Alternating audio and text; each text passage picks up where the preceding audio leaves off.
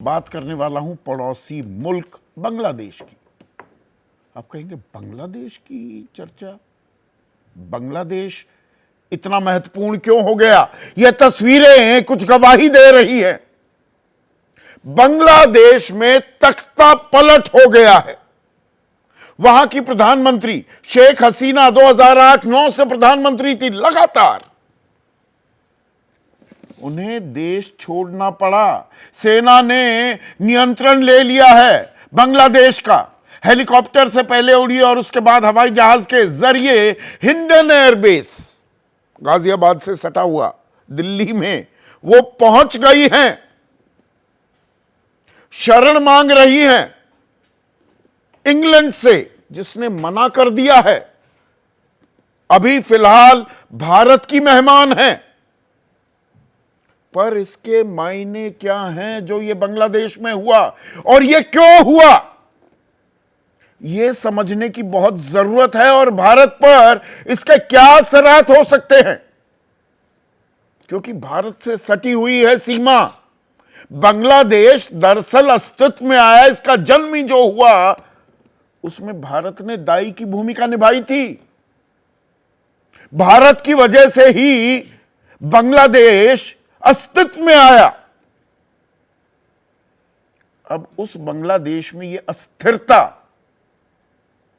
भारत के लिए क्या मायने रखती है, और जो ये बर्रा सगीर है, इस बर्रे सगीर में, इस खित्ते में, दक्षिण एशिया के इस खित्ते में इसके मायने क्या हैं, यह समझने से पहले यह हुआ क्यों, इसकी तह में जाना भी जरूरी है।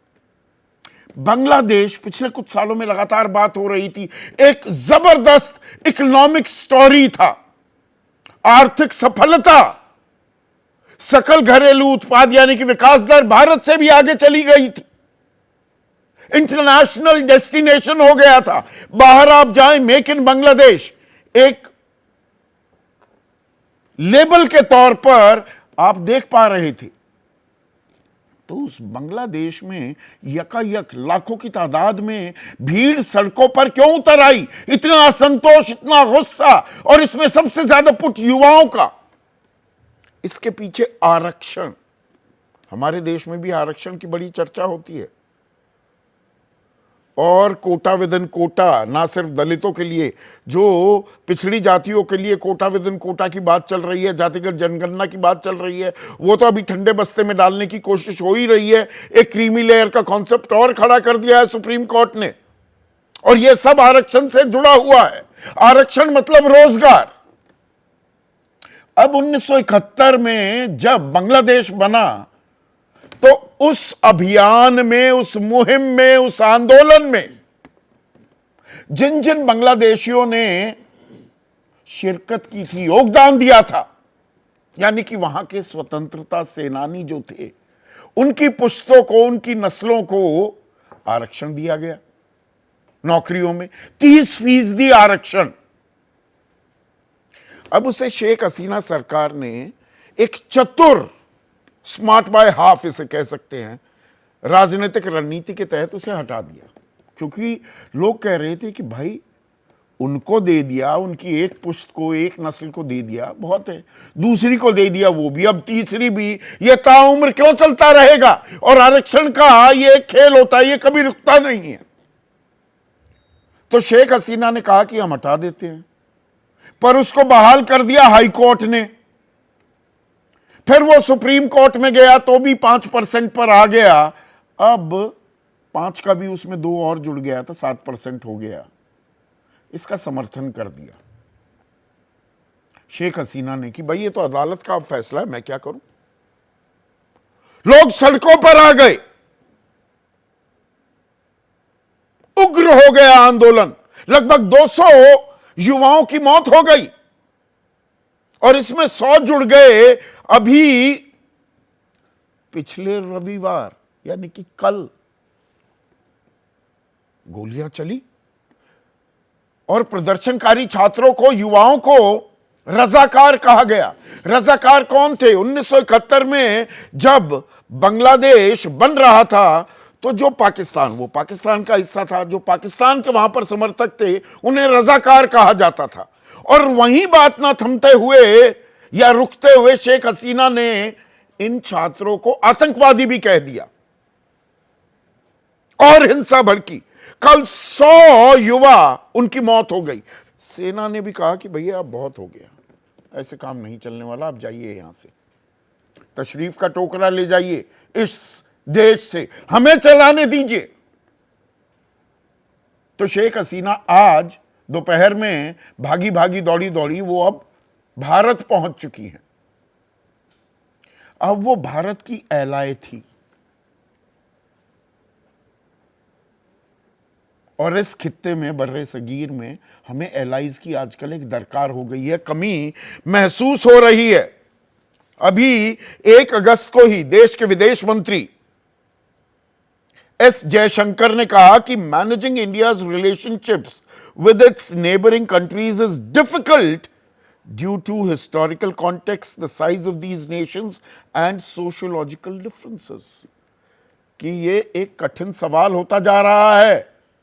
भारत के अपने निकटतम पड़ोसियों के साथ रिश्ते, और पाकिस्तान की बात करना तो यहां बेमानी है, वहां तो 36 का आंकड़ा है ही। अफगानिस्तान में तालिबान का अब शासन है। ओली फिर से प्रधानमंत्री बन गए हैं नेपाल के, और वो चीन समर्थक माने जाते हैं। म्यांमार में 2 साल पहले ही तख्तापलट हो गया है, आंग सान सूची को जेल में डालकर वहां पर मिलिट्री ने कमान संभाल ली है। श्रीलंका चीन की गोदी में बैठा हुआ है। मुइजू जो मालदीव्स के राष्ट्राध्यक्ष हैं, वहां पर तो भारतीय सेना की टुकड़ियां होती थी, उनको वापस भेज दिया। वो चला था ना, ट्रेंड किया था कि बॉयकॉट मालदीव्स, पर सामरिक रिश्तों में ये बॉयकॉट सुनने में, सोशल मीडिया पर ट्रेंड करने में बड़ा मजा आता है, पर जब रिश्ते होते हैं देशों के बीच में, उसके सामरिक असरात पर क्या उसके मायने हैं, उन पर भी ध्यान देना होता है। तो चारों तरफ क्या हम अनफ्रेंडली नेशंस से अब घिर गए हैं, या अनफ्रेंडली सत्ताओं से? देशों की बात छोड़ दे, पर वहां जो सत्ता पर आसीन है वो क्या भारत के प्रति सकारात्मक नहीं है? और इसी फेहरिस्त में अब क्या बांग्लादेश भी जुड़ गया? वहां अब ये नाराजगी है। और युवाओं की अगर बात करूं, मैंने आरक्षण का जिक्र किया, नीट का भी जिक्र कर देता हूं। आप कहेंगे अरे नीट तो यहां पर मेडिकल कॉलेजों में दाखिले के लिए होता है इम्तिहान, वहां नीट का इस्तेमाल किस सेंस में होता है? नॉट एन एम्प्लॉयमेंट, एजुकेशन और ट्रेनिंग। ना तो रोजगार है, ना पढ़ाई लिखाई कर रहे हैं, ना कोई प्रशिक्षण ले रहे हैं। 15 से 29 साल के 40% वहां के युवा इस श्रेणी में आते हैं। और वहां से शरणार्थियों की जो तादाद है वो तो लगातार बढ़ती जा रही है। वो भारत में, हमारे देश में एक राजनीतिक मुद्दा बनता ही बनता है। सीए, एनआरसी, आधा तो बांग्लादेशी शरणार्थियों के चलते हैं। अब अगर बांग्लादेश में हालात इतने हिंसक हो जाते हैं और वहां पर बीएनपी जो विपक्षी खेमा है और जो जमायते इस्लामी है, जिसको प्रत्यक्ष और परोक्ष आईएसआई पाकिस्तान का सीधा समर्थन मिलता है, उन्हें बैक करेंगे तो वहां का जो सामाजिक ताना बाना है वो भी उधरता दिखेगा। तो उससे भारत पर क्या असर पड़ेगा, उसकी एक वानगी आपको देता हूं। सुवेंदु अधिकारी हैं, बड़े नेता हैं बीजेपी के पश्चिम बंगाल में। वो कहते हैं कुछ ही दिनों में 1 करोड़ हिंदू शरणार्थी पश्चिम बंगाल आने वाले हैं, आप तैयार रहें। तो बांग्लादेश में जो हो रहा है वो हमारे यहां भी असर पड़ेगा क्या? और जो हिंदू मुसलमान हम बात बात पे करने लगते हैं, क्या बांग्लादेश एक ट्रिगर पॉइंट बन सकता है? और यहां पर संयम बरतना कितना अहम हो जाता है, यह अपने आप में 1 लाख टके का सवाल है। और हम किसके साथ चलते दिखाई दें? मैं फिर से यहां पर कहना चाहूंगा, यूके ने कह दिया है हम अजाइलम नहीं देंगे, हम शरण नहीं देंगे शेख हसीना को। और शेख हसीना का दिल्ली में होना, तो वो भारत सरकार किस तरह से इसको पेश करती है, ये भी अपने आप में एक डिप्लोमैटिक, एक राजनयिक चुनौती है क्या? प्रियंका चतुर्वेदी, राज्यसभा सांसद शिवसेना उद्धव ठाकरे गुट की, वो कह रहे हैं बांग्लादेश में अस्थिरता का माहौल बन गया है, हमारे प्रधानमंत्री और विदेश मंत्री को इस पर रणनीतिक अगुवाई करनी चाहिए। संजय सिंह अपनी राजनीति तलाश रहे हैं। वो कह रहे हैं ये इस बात का संकेत है कि तानाशाही किसी भी देश में अच्छी बात नहीं है। वहां भी भारत की तरह ही विपक्षी पार्टी के नेताओं को जेल में डाला गया था। मतलब वहां तो यहां तक आरोप लगे कि शेख हसीना ने पूरा का पूरा जो चुनावी प्रक्रिया है उसी को अपने कब्जे में ले लिया। शाम चुनाव हो रहे थे, ऐसे आरोप भी लगे हैं। तो इस सब कॉन्टिनेंट के हिस्से में, इस खित्ते में ये जो ताज़ा घटनाक्रम हुआ है, भारत पोजीशनिंग क्या करे, चुनौतियां क्या हैं, रास्ते क्या हैं, बहुत अहम चर्चा है ये और संवेदनशील मुद्दा भी है। ऐसे में आज का सीधा सवाल अब आपके स्क्रीन पर, पड़ोस में तख्तापलट और गदर, भारत पर क्या असर, और हिंदुस्तान के चारों ओर अस्थिरता का कैसा शोर, और ये अस्थिरता का शोर क्या हमारे लिए एक बड़ी चुनौती है। चर्चा में मेरे साथ स्टूडियो में 3 खास मेहमान। गौतम लहरी वरिष्ठ पत्रकार हैं, किसी परिचय के मोहताज नहीं। हमारे foreign editor Ashish Singh, major general Bishambar Dayal retired, क्योंकि यहां पर सेना का पक्ष की भी बात आ रही है। इसके अलावा आलोक बंसल जाने माने राजनयिक हैं, डायरेक्टर हैं इंडिया फाउंडेशन के और देश के विदेश सचिव रह चुके हैं शशांक, वो भी इस चर्चा में जुड़ चुके हैं। और शशांक साहब, शुरुआत मैं आपसे ही करूंगा। बांग्लादेश में जो हुआ है ये भारत के लिए कितनी बड़ी चुनौती भी है और क्या किसी तरह की चेतावनी भी मिल रही है हमें? देखिए, बहुत दिनों से ये रिश्ते भारत और बांग्लादेश के 2 स्तर पर चल रहे थे। एक तो सरकारों के बीच में अच्छे रिश्ते थे, दूसरी तरफ बांग्लादेश के अंदर प्रोटेस्ट चल रहे थे। जो उनके फ्रीडम फाइटर्स थे, उनकी फैमिलीज को जो रिजर्वेशंस मिले हुए थे, अब इतने साल के बाद में उनको कोई रिजर्वेशन नहीं देना चाहता था और शेख हसीना ने खुद ही उन रिजर्वेशन को हटा भी दिया था। लेकिन मसले इतने गंभीर हो चुके थे कि बांग्लादेश के अंदर किसी प्रकार का भी कोई मीटिंग ग्राउंड नहीं दिखाई दे रहा था। तो हम समझते हैं कि भारत के ऊपर उसका बहुत असर पड़ने वाला है, खास करके क्योंकि हमने शेख हसीना के साथ में अपने रिश्तों को इतना मजबूत बनाने की कोशिश करी, जो कि हमारे लिए अपनी आंतरिक सुरक्षा के लिए और अंतर्राष्ट्रीय छवि के लिए बहुत आवश्यक था। लेकिन उसका नुकसान ये हुआ है कि अब शेख हसीना को, इवन आज जैसा आपने कहा है कि लंदन ने भी कहा है कि हम उनको नहीं रहने के दिया जाएगा, क्योंकि वो भी डरने लगे हैं इन उन्मादी। हमने कुछ जरूरत से ज्यादा इन्वेस्ट कर दिया क्या शशांक साहब शेख हसीना में? वो जितनी अनपॉपुलर, अलोकप्रिय हो गई, युवाओं में वहां पर ये नाराजगी, शेख मुजीबुर रहमान की जिस तरह से प्रतिमा को तोड़ा गया, मतलब चढ़कर, वो तस्वीरें अब पूरा देश देख रहा है। तो ऐसे में उनका भारत आना और ये अपने आप में एक बड़ी राजनयिक चुनौती है भारत के लिए। पोजीशनिंग कैसे करता है भारत, ये आने वाला वक्त बताएगा। मैं कहता हूं कि भारत के लिए आवश्यक है कि अगर हमारे पड़ोस के नेता जो भारत के साथ में हमेशा से अच्छे संबंध बना के रखे हैं, अगर उनको इस प्रकार की तकलीफ हो रही है और वहां से वो अपने सुरक्षा एजेंसीज के सुझाव पर वहां से आते हैं, तो एक प्रकार से ये आवश्यक बन जाता है भारत के लिए कि वो जिस प्रकार से भी मदद कर सकता है इसमें मदद करेगा। और भारत ने पहले भी पुराने दशकों में इस तरह के काम किया है और अभी कोई ऐसी कोई नई बात नहीं है। मैं इसलिए पूछ रहा हूं, जो अलोकप्रियता ऐसी चरम पर है शेख हसीना की, और बीएनपी और जो विपक्षी तंजीमें अब वहां पर सरकार बनाएंगी, वो भारत से दोस्ती का हाथ बढ़ाने के बजाय वो चीन से साथ मिलाती दिखेंगी। और वहां पर जो पब्लिक ओपिनियन है, कहीं ऐसा तो नहीं कि जिस देश ने बांग्लादेश को बनाया, यानी कि हमने बनाया, और हमारे ही खिलाफ वहां पर पब्लिक ओपिनियन हो जाए। मैं उस चुनौती की बात कर रहा था। नहीं, मैं मानता हूं आपकी बात, जो आपने कहा है वो प्रश्न उठते जरूर हैं, लेकिन हमको ये हमेशा ध्यान रखना चाहिए कि अगर वहां पे 30-40% लोग चीन और पाकिस्तान के समर्थन में बोलने वाले हैं, भीड़ में जाने वाले हैं, घरों में आग लगाने वाले हैं, तो वहां पे 50-60% लोग ऐसे भी हैं जो भारत के साथ में संबंध अच्छे रखना चाहते थे। और जबकि चीन ने बहुत प्रयास किया शेख हसीना के साथ में मिलजुल कर उनके पोर्ट्स लेने के लिए, उनके कई इन्वेस्टमेंट्स को अपने कंट्रोल करने के लिए, तो उन्होंने भारत के साथ में किया। तो मैं कहूंगा कि ऐसा नहीं है कि चीन ने कोशिश नहीं करी या पाकिस्तान ने कोशिश नहीं करी। ये बात और है कि उन्होंने, पाकिस्तान ने, जैसे उनकी आईएसआई ने बीएनपी के सारे नेताओं को अपने साथ में मिला के चले हैं, क्योंकि उनका मानना ये है कि ये तो हमारे ही लोग हैं।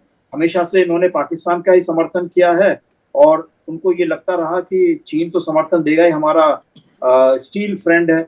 और दूसरा, अमेरिका ने हमेशा से ये माना है कि पाकिस्तान जितना भी जेनोसाइड करेगा बांग्लादेश के अंदर, बंगाल के अंदर, उसको अमेरिका ओवरलुक कर देगा, क्योंकि पाकिस्तान ने इतना अच्छा काम किया चीन और अमेरिका की दोस्ती करवा के, कि उससे अमेरिका ने जो है उस समय एक तरीके से सारे ह्यूमन राइट्स पे जो भी कुछ इश्यू हो सकते थे उन सबको छोड़ दिया। तो अब जो बांग्लादेश में हालात बन रहे हैं, मैं समझता ये हूँ कि ये सब हालात इस तरह से हैं कि पाकिस्तान अपनी तरह की सरकार बनाना चाहता है। मेरे ख्याल से जो वहाँ की सुरक्षा संस्थाएं हैं उनके लिए आवश्यक है कि वो आइडेंटिफाई नहीं, करें वहां पर कि कौन ऐसे लोग राजनीतिक हैं। अस्थिरता नहीं, मैं सामाजिक अस्थिरता की बात कर रहा हूं। और उसके चलते शशांक साहब, जो हिंदू मुसलमान वहां भी, अब जो शुभेंदु अधिकारी कह रहे हैं ना कि 1 करोड़ हिंदू शरणार्थी पश्चिम बंगाल में आने वाले हैं, वहां की सोशल फ्रिक्शन कितनी बड़ी चुनौती होने वाली है हमारे देश के लिए। नहीं, वो मैं मानता हूँ कि 10 मिलियन करीब पहले आ चुके हैं भारत में, 1 करोड़ 1971 में आए थे। आपको मालूम होना चाहिए कि 90% उनमें से हिंदू थे और सब देशों को मालूम था। सारे इंटरनेशनल जर्नल्स में रिसर्च स्कॉलर्स ने, सबने यही कहा कि 90% थे। लेकिन गवर्नमेंट ऑफ इंडिया ने उस बात को जागरूक नहीं किया, नहीं बताने दिया कि भाई ये सब लोग जो है, नहीं तो मालूम चल जाएगा कि हिंदुओं को किस प्रकार से जो है बांग्लादेश और पाकिस्तान में उनके खिलाफ काम किया जा रहा है। अब ये सरकार ने जरा ओपनली कहना शुरू कर दिया, तो मैं समझता हूँ कि 1 करोड़ तो नंबर बहुत ज्यादा है, लेकिन हो सकता है कि वहां के हिंदू दबाव में आ जाएं कि उनको वहां से भागना पड़े, तो क्योंकि मतलब ये भागेंगे। ये जो पॉलिटिकल और डिप्लोमेटिक टाइट रोप वॉक होने वाली है, क्या कैप्टन बंसल, ममता बनर्जी कह रही हैं भारत सरकार निर्णय लेगी कि इस मुद्दे पर कैसे संपर्क किया जाए, नेता भड़काऊ टिप्पणियों से बचें, बहुत संभल कर सोच कर चलने की अभी जरूरत हो गई है। बात बांग्लादेश की, पर हमें अपने हित साधने होंगे। देखिए, इसमें कोई शक की बात नहीं है कि ये हमारे लिए बहुत महत्वपूर्ण है। जो घटना हुई है वो बहुत ही दुर्भाग्यपूर्ण है, लेकिन 2 चीजें हमें समझनी चाहिए। शेख हसीना हमारी मित्र थी, वो भारत की परम मित्र थी, और उनके शासन के दौरान भारत बांग्लादेश संबंध 1975 के बाद इतने सौहार्दपूर्ण हुए। और विशेषकर भारत के लिए, जब उसको पश्चिम और उत्तर की ओर बढ़ने का कोई स्कोप नहीं है, तो भारत की जो एक्ट ईस्ट पॉलिसी है उसके लिए बांग्लादेश बहुत ही महत्वपूर्ण है। और दुनिया को यह दिखना चाहिए कि भारत अपने साथियों के साथ है। तो जो लोग बोल रहे हैं कि उनको शरण नहीं देनी चाहिए, इससे गलत कोई और चीज नहीं हो सकती। भविष्य में कोई भी राजनेता भारत के साथ जुड़ने में तैयार नहीं होगा, तो शरण तो अवश्य देनी चाहिए। दूसरी चीज, यह सोचना कि आज बीएनपी की हुकूमत हो जाएगी, यह मेरे ख्याल से गलत है। आज की रात महत्वपूर्ण है। अगर सेना ने स्थिरता कायम कर ली तो सेना अभी कुछ समय तक कहीं नहीं जा रही, वो अंतरिम शासन की बात कर रही है। इस अंतरिम शासन में विभिन्न राजनीतिक दल होंगे। आर्मी चीफ ने जातीय पार्टी की बात की है, तो वो एक कोशिश करेंगे एक ऐसी अंतरिम सरकार बना सकें जिसमें सेना का प्रभुत्व हो, अन्य राजनीतिक दल जरूर रहें। जहां तक सवाल अल्पसंख्यकों की बात है, हिंदू अल्पसंख्यकों की बात है, उन पे कुछ हमले हो सकते हैं, क्योंकि अभी जो ग्रामीण इलाके हैं वहां पे जमात के जो एक्टिविस्ट हैं वो काफी एक्टिव हो गए हैं। और दुर्भाग्य से क्या है कि आवामी लीग इस समय डिसएरे में है, और जो आवामी लीग के जो एक्टिविस्ट हैं वो रीऑर्गेनाइज नहीं कर पा रहे हैं। लेकिन मुझे नहीं लगता कि इस वक्त जो छात्र आंदोलन है वो है एंटी हिंदू है। छात्र आंदोलन के अंदर काफी अल्पसंख्यक भी शामिल हैं। तो छात्र आंदोलन इस वक्त गैर राजनीतिक है, लेकिन पाकिस्तान और कई पश्चिमी ताकत इस वक्त इस छात्र नहीं, छात्रों के गुस्से को हवा दे रही है आईएसआई। ये तो बात अब साफ हो चुकी है, वो आग में घी डालने का काम कर रहे हैं। बिल्कुल। बिल्कुल, वो तो हमेशा से ही करते आए हैं। और बांग्लादेश के अंदर एक बड़ी संख्या में एंटी लिबरेशन मूवमेंट के लोग हैं जो कभी भी बांग्लादेश की स्वतंत्रता नहीं चाहते थे। करीब 25 से 30% जनसंख्या बांग्लादेश की ऐसे लोगों की है जो जमात और उसकी विचारधारा से सहमति रखते हैं, और वो हमेशा से एंटी लिबरेशन थे। ये लोग 71 की लड़ाई में लड़े नहीं, इसमें से कई तो पाकिस्तान के अंदर थे जो बाद में वहां आए, तो ये लोग हमेशा से थे। लेकिन बांग्लादेश के अंदर एक काफी बड़ी संख्या में ऐसे लोग हैं जो स्वतंत्र बांग्लादेश की पैदाइश है, जो बांग्लादेश की स्वतंत्रता चाहते हैं। हो सकता है इस वक्त भारत विरोधी स्वर ज्यादा हो, क्योंकि उनको ऐसा लगता है कि भारत ने पिछले कुछ चुनावों में, जो कि पूरी तरह से फ्री एंड फेयर नहीं थे, उसमें भारत ने अनदेखी की जो उसमें इरेगुलरिटीज थी। लेकिन आने वाले समय में हमारे जो हित हैं वो इस कदर से इंटरट्वाइंड है कि भारत और बांग्लादेश के संबंध आपस में जुड़े रहेंगे और जुड़ते रहेंगे। और अगर सेना कंसोलिडेट करती है तो सेना समझदार है, और सेना नहीं, आप जो बात कह रहे हैं बिल्कुल वाजिब बात आप कह रहे हैं। हमारे संबंध और हाँ, नहीं, वो डिप्लोमेसी में कहते हैं ना, there are no permanent friends और no permanent enemies in diplomacy, there are permanent interest. तो रविंद्र सचदेव यहां पर हित साधने की बात है, पर हित साधने में देखिए, जो अभी तक शशांक साहब ने भी कहा और जो कैप्टन बंसल भी कह रहे थे, हम अपने पुराने साथियों को नहीं छोड़ सकते, हम शेख हसीना को नहीं छोड़ सकते, पर राजनयिक रणनीति का तकाजा यह भी है कि जो नए दोस्त बनेंगे या नया कोई सत्ता में आता है उसके साथ भी हम दुश्मनी का रिश्ता तो नहीं पाल सकते। और बांग्लादेश की अगर हम बात करें तो बांग्लादेश को 91,613 करोड़ का एक्सपोर्ट करते हैं हम, 1 लाख करोड़ के करीब। यह कोई छोटी मोटी रकम नहीं है। 3 लाइन ऑफ क्रेडिट चल रही हैं, तो India is heavily invested over there. और ऐसे में शेख हसीना रहें भारत में और वहां जो सरकार बन रही है वो ज्यादा सकारात्मक चीन की तरफ होते दिखे, तो हमें ये डिप्लोमेटिक टाइटरोप वॉक भी करनी होगी, अपने हित साधने होंगे। Thank you very much. Absolutely. और आपने भी जो कहा कि, और बंसल साहब भी कैप्टन कह रहे हैं कि आई मीन परमानेंट इंटरेस्ट, मैं तो बल्कि ये कहता हूं, there are only 2 kinds of people in this world, friends and potential friends. आज की तारीख में जो मेरा दुश्मन है वो भी कल मेरा पोटेंशियल फ्रेंड है, right? So I mean diplomacy में I think we should be looking at that way, one. Secondly, yes, huge interest, but इसमें मैं I hold maybe a slightly different opinion than Captain Bansal. Definitely yes, you know, हमें अपने friends के साथ खड़ा होना चाहिए, पर इस तरह इस समय अगर हम openly, you know, there can be many other ways जो हम मैनेज कर सकें इस बात को। शेख हसीना को हम किसी और कंट्री जो हमारी फ्रेंडली हो बैक एंड में करके हम डेफिनेटली वो करें, बट अपने यहाँ हम रखेंगे तो हम एक अपने को टारगेट बना लेंगे हेट्रेड का from the new whatever dispensation और द पब्लिक ओपिनियन इस समय जो बांग्लादेश में। अब देखिए खबर आ रही है, हम फ्लैश कर रहे हैं, रविंद्र सचदेव साहब की जो राष्ट्रीय सुरक्षा सलाहकार है अजित डोभाल, वो शेख हसीना से मिले हैं। तो मतलब औपचारिक तरीके से बाकायदा सरकार के लेवल पर ओपनली मुलाकात हो रही है। Yeah sure, that can be absolutely there, but जो भी बात हुई, शी इज अ फ्रेंड, तो definitely a friend in need is a friend in need भी आ जाता है। बट आई थिंक उसको हमें यहाँ एक तरह का क्या कहिए, विच एवर वे कि वो यहाँ रहे, इससे बेटर है वो लंदन जाएं या किसी और कंट्री जाएं जहां हम उनको एक्चुअली वो एनेबल भी कर सकते हैं। हो सकता है कुछ चीज के लिए हम किसी और देश में उसकी सेफ ट्रांजिट एंड नहीं, वो तो होता है ना भाई। हेलीकॉप्टर से अगर भागी हैं आज 1:45 बजे के करीब ढाका से, तो वो तो सेना ने सुनिश्चित किया, जिसने तख्ता पलट किया उसी ने सुनिश्चित किया है ना कि हाँ जी आप हेलीकॉप्टर लेकर जाइए। वो तो एक एड्रेस भी करना चाह रही थी, देश के नाम एक भाषण भी, एक संबोधन भी करना चाह रही थी, उसका वक्त ही नहीं मिला। ये तो सेना ने भगवाया है ना, तो वो हम वी कैन बी फैसिलिटेटर्स, पर हम ही एक सेफ हेवन देते दिखाई दें, वो कितना बड़ा राजनयिक जुआ खेलेंगे हम। मेरा सवाल ये मेरे विचार से definitely the jury is out. और इस पैनल में आपके साथ बहुत सीनियर एंड बड़े मंझे हुए माइंड्स बैठे हमारे साथ,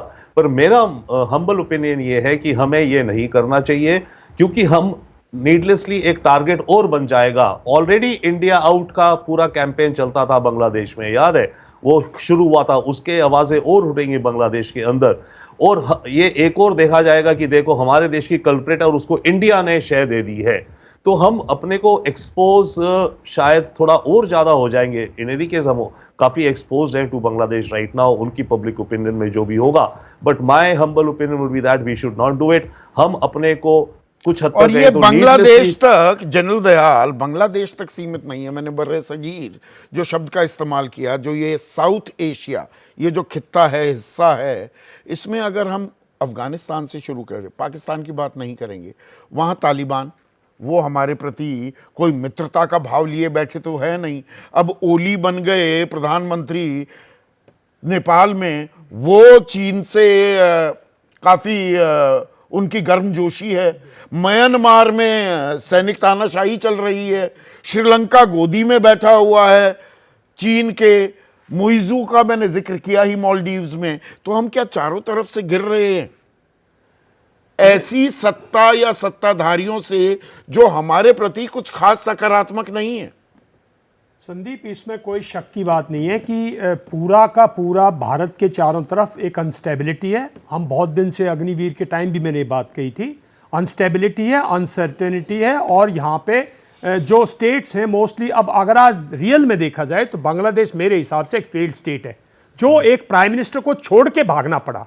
एक प्राइम मिनिस्टर को मतलब छोड़ के भागना पड़ा, मतलब सब कुछ फेल हो गया। ये जो दैट मींस जो उनकी आर्मी है वो भी कहीं ना कहीं नहीं, सेना ही सरकार के खिलाफ खड़ी हो गई ना। पहले गोलियां चलाई, बिल्कुल, बच्चे मरे, वहां युवा मरे, पर बाद में कहा भैया बहुत ज्यादा कर दिया। सेना और सुरक्षा की एजेंसीज के अंदर वो लोग हैं जो इस सिचुएशन को भड़काना चाहते थे और वो सफल हुए ना।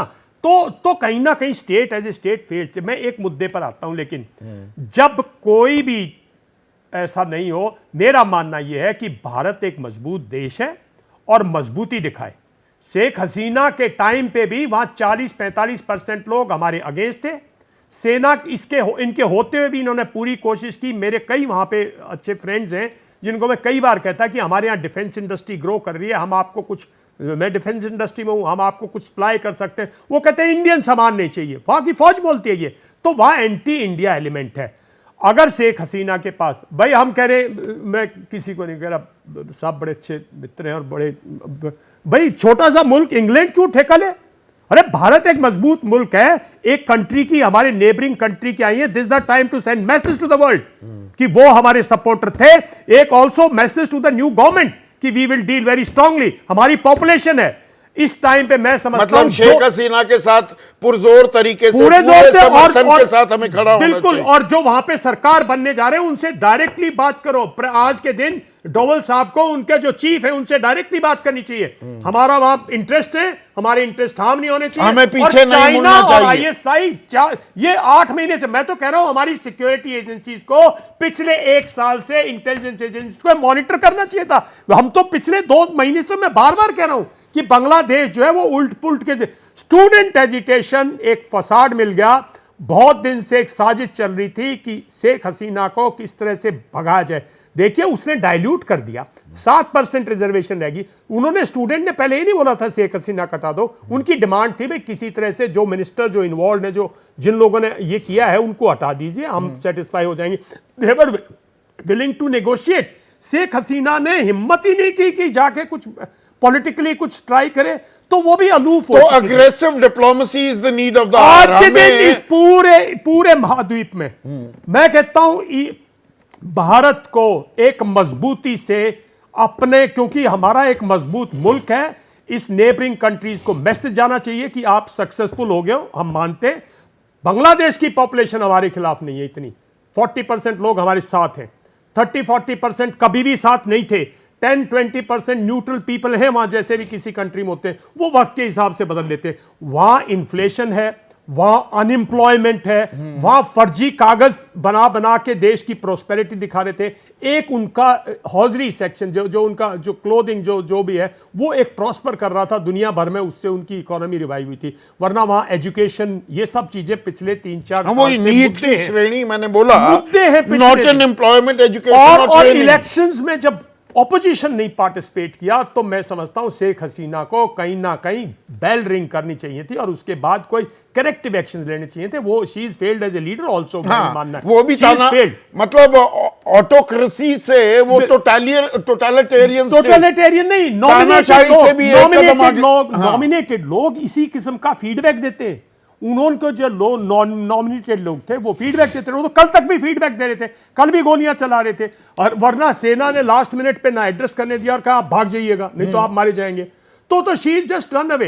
ये same chief she had nominated, उसके चीफ ऑफ स्टाफ के जितने ऑफिसर्स हैं शी हैज नॉमिनेटेड। पिछले 15 साल में कितने लोग, ये तो साहब उस टाइम पे कर्नल थे जो आज इनके चीफ हैं। तो कहीं ना कहीं she has failed, but India can not fail.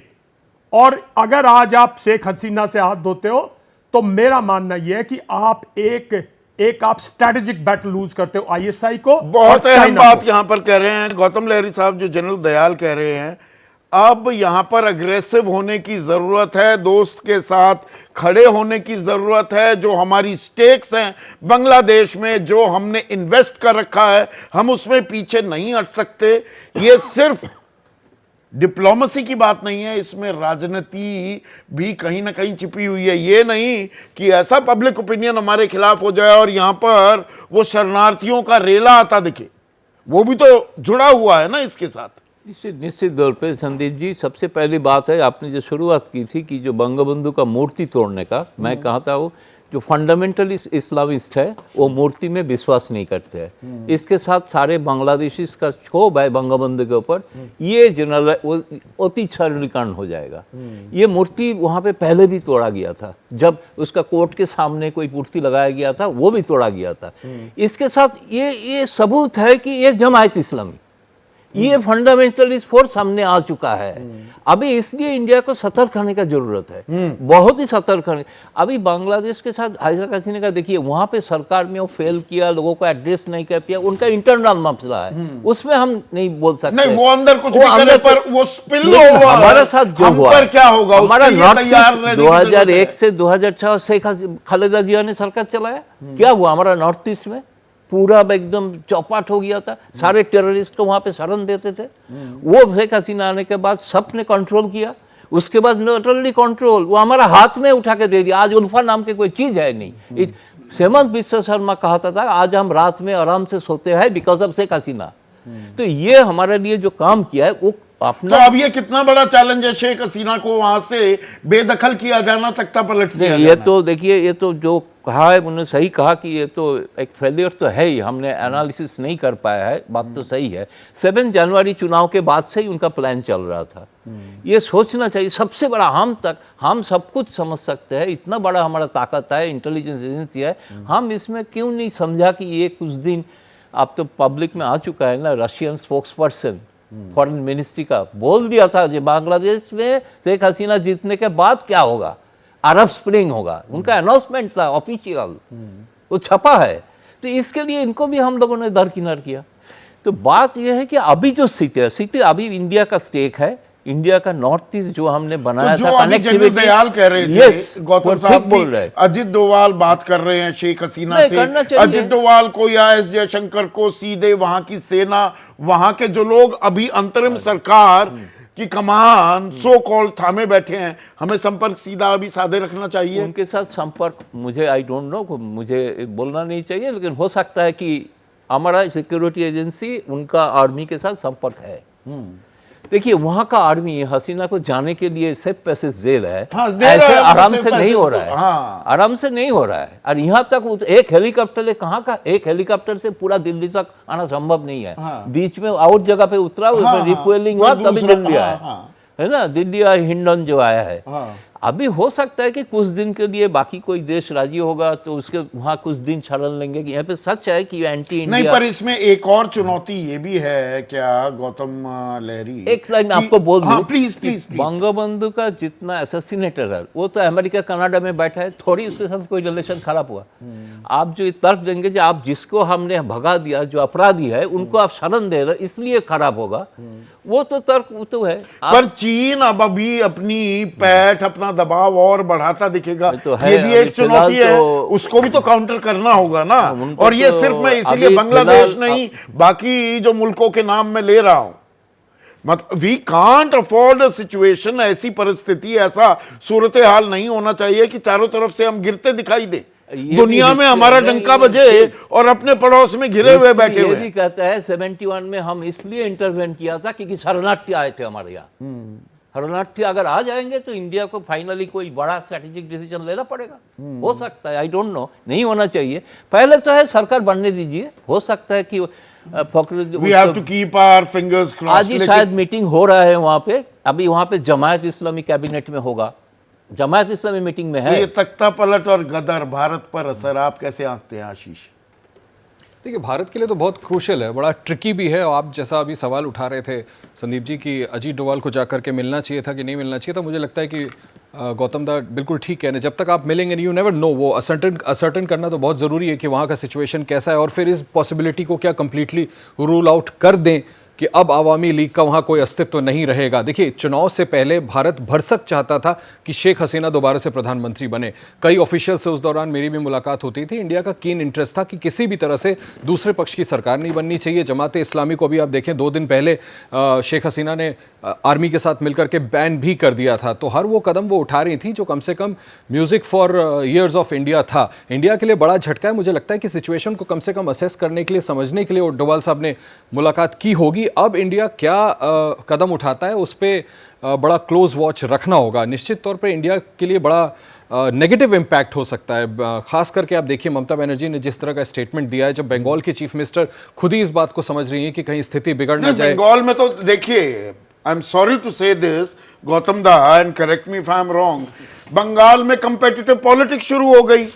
सधा हुआ बयान दे रही हैं ममता बनर्जी कि भारत सरकार निर्णय लेगी कि मुद्दे पर संपर्क कैसे किया जाए, नेता भड़काऊ टिप्पणियों से बचे। और शुवेंदु अधिकारी वो कह रहे हैं कुछ ही दिनों में 1 करोड़ हिंदू शरणार्थी पश्चिम बंगाल आने वाले हैं। हमें ऐसे राजनीतिक बयानों से गुरेज करने की जरूरत है आशीष? नहीं, बिल्कुल, आप बिल्कुल ठीक कह रहे हैं। क्यों ये आने तो वाले? क्यों आए? 1 करोड़ वहां नहीं, पर भेजेंगे? ये कयास लगाना, मैं यही कह रहा ये हूं। आशंका संदीप, जाहिर करना क्यों? संदीप, मैं यही बात कह रहा हूं कि ऐसी बातें बंद करो, एक मजबूत मैसेज दो ना। आज बांग्लादेश में हुआ है, म्यांमार के अंदर China already, China is involve. अगर चाइनीज जो टेरिटरीज हैं वो सारी की सारी नहीं, बीएसएफ का डीजी आपने बदल दिया, आप वहां पर बाड़ेबंदी स्ट्रांग करो, बॉर्डर्स को और ज्यादा निगरानी में और लेकर मैसेज आओ। दो कि हमारी माइनॉरिटी पॉपुलेशन को नहीं टच करोगे। ठीक है, 1 मिनट आशीष को जवाब दे देखिए, दीजिए। मुझे ऐसा लगता है कि शायद संदीप जी जो सवाल आप रेज कर रहे हैं, ये सारे क्वेश्चंस गवर्नमेंट और एस्टेब्लिशमेंट के हायर ऑफिशियल्स के दिमाग में है।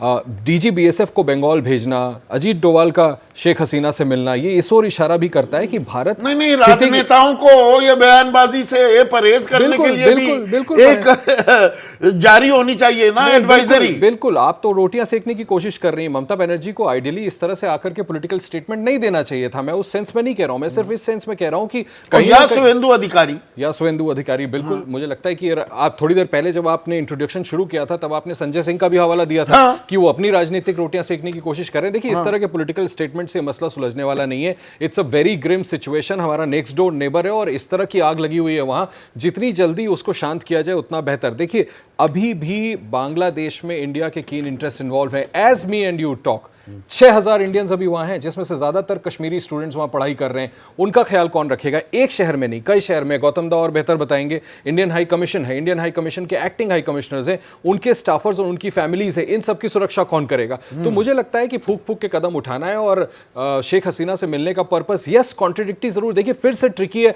जिस पर आप सवाल बार बार कर रहे हैं कि आखिर हमने शेख हसीना को यहां पर ये टेम्पररी स्टॉप ओवर क्यों दिया? क्या ये, अच्छा, एक्सटर्नल अफेयर्स मिनिस्टर ने इस बीच प्रधानमंत्री से मुलाकात की है, यूके ने मना कर दिया, कहीं इंडिया ये कदम तो नहीं उठाता है? क्या ये उठाना ठीक होगा भारत के हित में कि उनको हम पॉलिटिकल असाइलम कंसिडर कर लें, यू नेवर नो आगे चल के क्या होता है। ये सारे सवाल बहुत बड़े हैं जिसको लेकर के मुझे लगता है कि एक्सटर्नल अफेयर्स मिनिस्टर ने प्राइम मिनिस्टर से मुलाकात की, अजीत डोवाल ने शेख हसीना से मुलाकात की।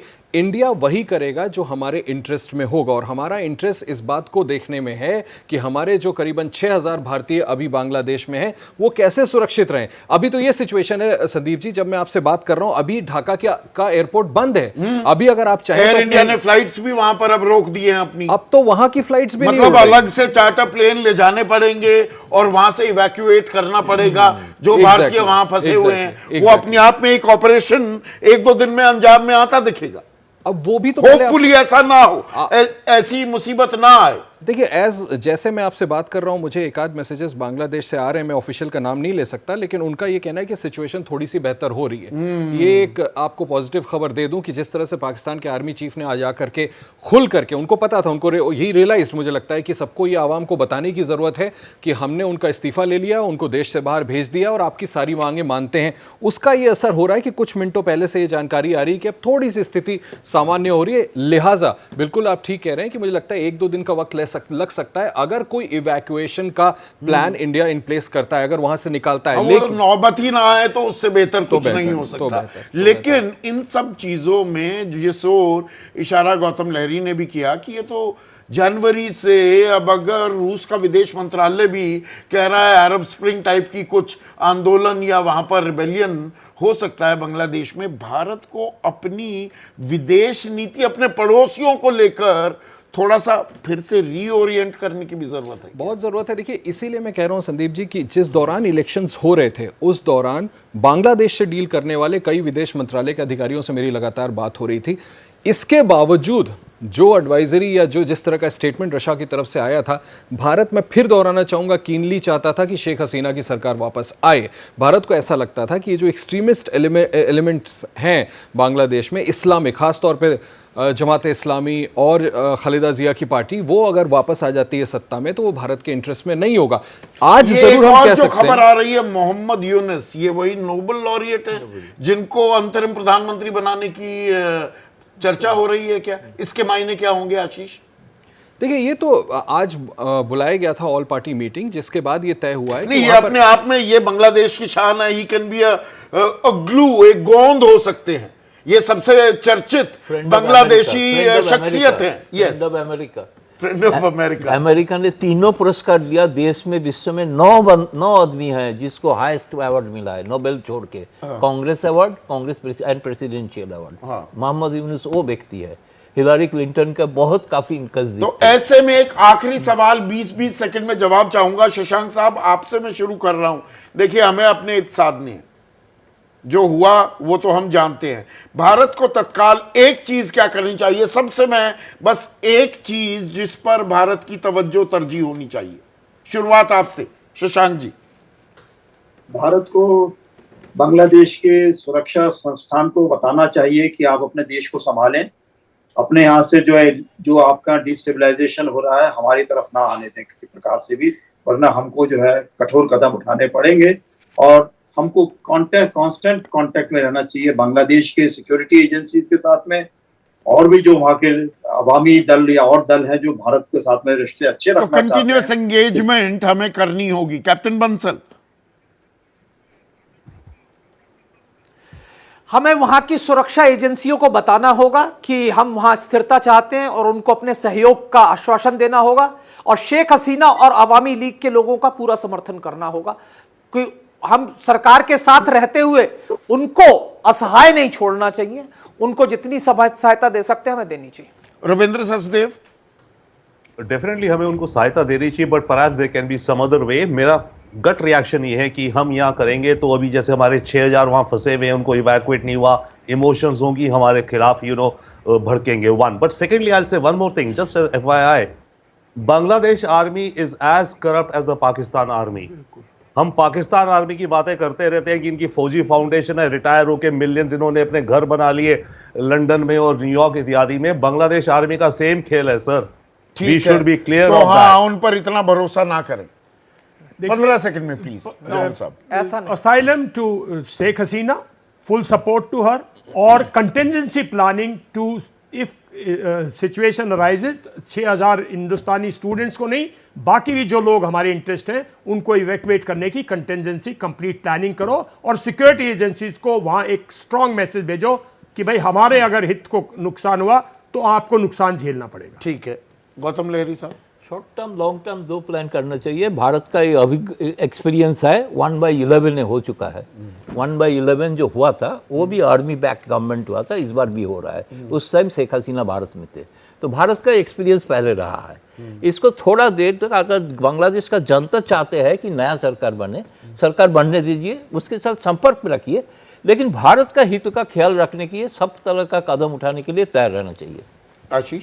देखिए, जो करें वो 6000 हिंदुस्तानियों को जो भारतीय वहाँ पर हैं उनको सोच करके करना चाहिए। और मुझे ऐसा लगता है संदीप जी, जो नई सरकार, जो केयर टेकर गवर्नमेंट आ रही है, उनके साथ भारत को संपर्क करना चाहिए और जैसे वो चाहते हैं। और मोहम्मद यूनुस कामिंग इन्फ्लुएंस हो सकते हैं। Exactly, बिल्कुल, जो थोड़ा आप- मतलब जो अभी उग्र हो रखे हैं और इंदिरा लोग, गांधी पीस प्राइज दिया था कांग्रेस गवर्नमेंट। हाँ, यूपी तो मोहम्मद यूनुस क्या वो ग्लू भी हो सकते हैं। लेकिन अभी एक राजनयिक चुनौती, बड़ी चुनौती भारत के सामने मुंह बाए खड़ी हुई है। तो बात हो रही थी बांग्लादेश की, तख्ता पलट भी हुआ है, गदर भी हुआ है, भारत पर इसका क्या असर होने वाला है, इसकी चर्चा की। सुभाष चंद्र हैं हमारे दर्शक, गुड़गांव वासी हैं। इनका कहना है कि भारत का हर पड़ोसी अस्थिर है, हमें सावधान रहने की जरूरत। और आप बिल्कुल ठीक कह रहे हैं, hitting the nail on the head.